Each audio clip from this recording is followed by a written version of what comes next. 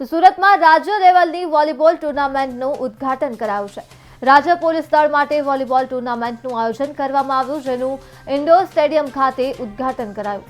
આ પ્રસંગે Surat police commissioner, mayor, ધારાસભ્યો સહિત પોલીસ અધિકારીઓ ઉપસ્થિત રહ્યા હતા। તો સુરતમાં વોલીબોલ ટુર્નામેન્ટનું આજરોજ ઉદ્ઘાટન કરવામાં આવ્યું, જેમાં કમિશનર, મેયર સહિત અધિકારીઓ ઉપસ્થિત રહ્યા।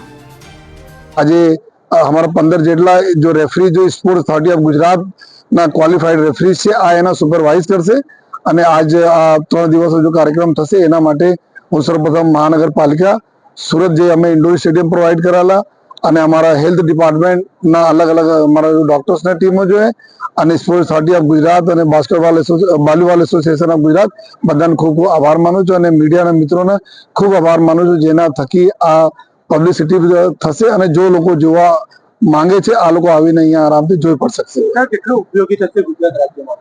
આ સ્પોર્ટ્સ એક એવી પ્રતિસ્પર્ધા હોય છે, ખાસ કરીને વોલીબોલ। હવે અમે લોકો જ્યારથી અહીંયા પોલીસના નોકરીમાં આવ્યા ત્યાર જોઈએ છે કે આપણી પાસે ભલે અમારા તમામ પોલીસ લાઈન હોય, પોલીસના અમારા છોકરાઓ હોય, વડીલો હોય, પોલીસ સ્ટેશનમાં હોય, આ બધા જ્યારે એના સમય મળે ત્યારે આ બધા બસ બે પોલ લગાવી નેટ લગાવીને આ લોકો રમતા હતા। એક એવા ગેમ છે जो સૌથી સસ્તા અને સૌથી ફિટ રાખવાવાળા ગેમ છે અને સૌથી જ્યાદા એકબીજામાં જો મિત્રતા ભાવ કેળવાય છે આ પ્રકારના ગેમ છે। તો અમારા લોકો માટે સતત ઉપયોગી રહે છે અને સાથોસાથ પૂરા રાજ્યમાંથી પોલીસ જવાનો અધિકારીઓ આવે તો નવી દોસ્તી એમાંથી બને અને પછી જો ડે ટુ ડે જો અમારી પોલીસના કામગીરી હોય છે એમાં બી સરસ લાઇઝનિંગ રહે। કોઈ આરોપી પકડવાના હોય, કોઈ પબ્લિકને મદદ કરવાના હોય, કોઈ મિસિંગ થઈ ગયા હોય તો ખૂબ સારા સંકલન આ સ્પોર્ટના લીધે हमारा जलवाता रहे।